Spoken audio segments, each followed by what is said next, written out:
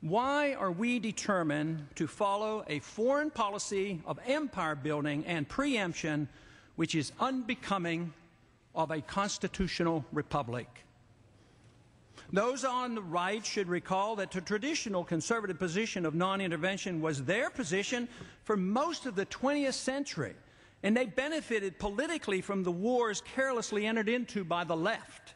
7 years ago, the right benefited politically by condemning the illegal intervention in Kosovo and Somalia. At the time, the right was outraged over the failed policy of nation building. It's important to recall that the left, in 2003, offered little opposition to the preemptive war in Iraq, and many are now not willing to stop it by defunding it or work to prevent an attack on Iran.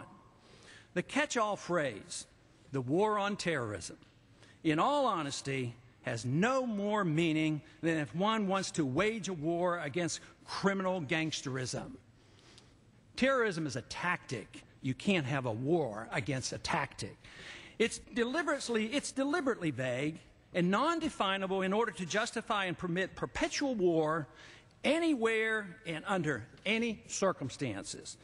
Don't forget, the Iraqis and Saddam Hussein had nothing to do with any terrorist attack against us, including that on 9/11. Special interests and the demented philosophy of conquest have driven most wars throughout all of history. Rarely has the cause of liberty, as it was in our own revolution, been the driving force. In recent decades, our policies have been driven by neoconservative empire radicalism, profiteering in the military-industrial complex, misplaced do-good internationalism, mercantilistic notions regarding the need to control natural resources, and blind loyalty to various governments in the Middle East.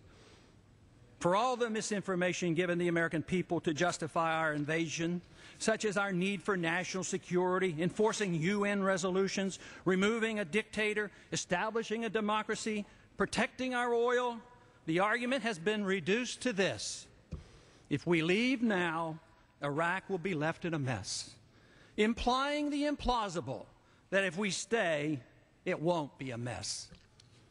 Since it could go badly when we leave, that blame must be placed on those who took us there, not on those of us who now insist that Americans no longer need be killed or maimed, and that Americans no longer need to kill any more Iraqis. We've had enough of both.